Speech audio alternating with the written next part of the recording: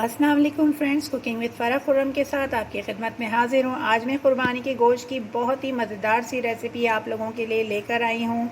ये beef roast है और मैंने भी जो है ये तकरीबन आधा किलो से ज़रा ज़्यादा गोश्त इसमें लिया है और ये बिल्कुल ड्राई होगा। और जब ये आप बनाएंगे अपने घर में तो ये ना सिर्फ बड़े बल्कि बच्चे भी बहुत शौक़ से खाएंगे। पकाने का तरीका बहुत आसान है, क्योंकि मैं घर में जो है इसको रेडी कर रही थी तो मैंने कहा कि क्यों ना अपने व्यूअर्स के साथ भी शेयर करूं। तो चले, थोड़ा सा चर्बी वाला गोश्त मैंने ले लिया है, ज़रा सा इसके अंदर डाली है चर्बी। ऑयल इसमें बहुत कम ना होने के बराबर पड़ेगा।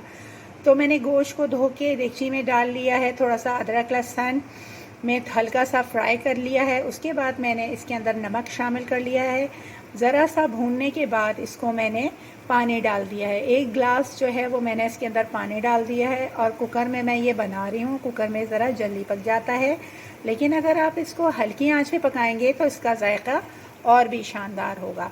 तो चले, मैंने इसको ये प्रोसीजर जो मैंने आपको बताया है वो कर लिया है। अब मैं कुकर का ढकना लगा दूँगी और फिर कम से कम 7-8 मिनट के बाद मैं खोल के चेक कर लूँगी कि आया गोश्त गला या नहीं। फिर मैं आपको आगे का प्रोसीजर दिखाती हूँ। देखिए फ्रेंड, पानी जो है इसका बिल्कुल खुश्क हो गया था और मैंने जो है ये देखें इतना पानी रखा है। और अभी मैंने बिल्कुल हल्की आंच करी है ताकि ये अच्छी तरीके से जो है ना और ज़्यादा खुश्क हो जाए। इसको जब खुश्क हो जाएगा तो इसके बाद इसके अंदर हम डालेंगे सोया सॉस और थोड़ा सा, अगर आपको थोड़ा सा उठा हुआ चाहिए तो ज़रा सा सिरका। सोया सॉस जो है आप इसके अंदर जो है 1 टेबल स्पून डालेंगे और सिरका जो है इसमें ½ टी स्पून डालेंगे, क्योंकि सोया सॉस के अंदर जो है वो ख़ुद भी थोड़ा सा खट्टापन होता है, थोड़ा सा सोर टेस्ट का होता है, तो इसलिए आप बहुत ज़्यादा नहीं डालेंगे, बिल्कुल थोड़ा सा डालेंगे। नमक हस्बे ज़ायक़ा है जो मैं उबालते हुए डाल चुकी हूँ। और अगर थोड़ा सा चटपटा करना है तो आप इसके अंदर थोड़ी सी, ये ऑप्शनल है कि आप इसके अंदर थोड़ी सी रेड जो चिली सॉस होता है वो शामिल कर लें, अगर नहीं पसंद तो नहीं करें। फिर इसके बाद हम इसके अंदर थोड़ी सी, देखा आपने जैसे मैंने काली मिर्चें पिसी हुई डाली थी तो इसकी वजह से गोश्त का जो थोड़ा सा जो ग्रेवी है वो इस कलर की है। बस अभी हम इसको मज़ीद और खुश करेंगे और सोया सॉस और थोड़ा सा सिरका डाल के भूनेंगे, फिर सर्व करते हुए हम आपको दिखाएंगे। तो देखें फ्रेंड, अब हम इस पर डालेंगे सोया सॉस। कम से कम 1 टेबल स्पून के करीब सोया सॉस डालेंगे। और मैं इसमें थोड़ा सा, जैसे मैंने आपको बताया, चिली सॉस ऑप्शनल है, लेकिन मैं ज़रा से टेस्ट के लिए थोड़ा सा इसमें चिली सॉस भी ऐड करूँगी।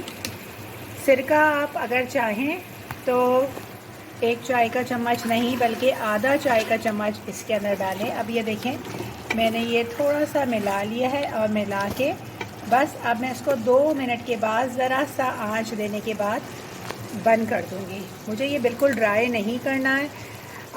अगर आप इसको डिनर में बना रहे हैं या लंच में बना रहे हैं तो रोटी के साथ खाना होता है तो थोड़ा सा ग्रेवी रखते हैं, लेकिन अगर आप इसको जो है वो बिल्कुल ड्राई कर देंगे तो आप उसको केचप के साथ भी खा सकते हैं। ये आपके ऊपर है कि आप इसको ड्राई खाते हैं या थोड़ी सी ग्रेवी के साथ खाते हैं। ग्रेवी से जो है वो थोड़ा सा रोटी लग जाती है और खाने में भी बहुत मज़े का लगता है। तो बस अब मैं ज़रा सा थोड़ा सा और खुश करके इस चूल्हे को जो है ना वो मैं बंद कर दूँगी और फिर मैं आपको डिश आउट करके दिखाती हूँ।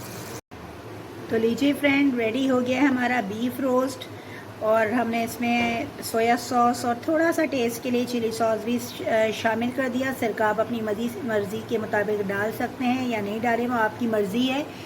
तो ज़ाहिर है बकरीद अभी गुज़री है तो सबके पास गोश्त होगा लाजमी, तो आप इसको ट्राई कीजिएगा, इंशाल्लाह आपको बहुत पसंद आएगा। जैसे मैंने कहा, अगर ग्रेवी रखना चाहें तो ग्रेवी रखें या बिल्कुल ड्राई बनाना चाहें तो ड्राई करके इसको जो है केचप के साथ खाएं, बहुत ही मज़ा देगा। एक दफ़ा मेरे कहने पे ज़रूर ट्राई कीजिएगा, इंशाल्लाह आपको बहुत पसंद आएगा। तो फ्रेंड, अगर अभी तक आपने मेरा चैनल जो है सब्सक्राइब नहीं किया है तो प्लीज़ उसको जो है वो सब्सक्राइब कीजिए। मुझे आपकी सपोर्ट की बहुत ज़रूरत है। लाइक, शेयर और सब्सक्राइब करना मत भूलिएगा। इंशाल्लाह ताला मैं और बेहतरीन रेसिपी के साथ आपके सामने फिर हाजिर होंगी। जब तक के लिए अल्लाह हाफिज़।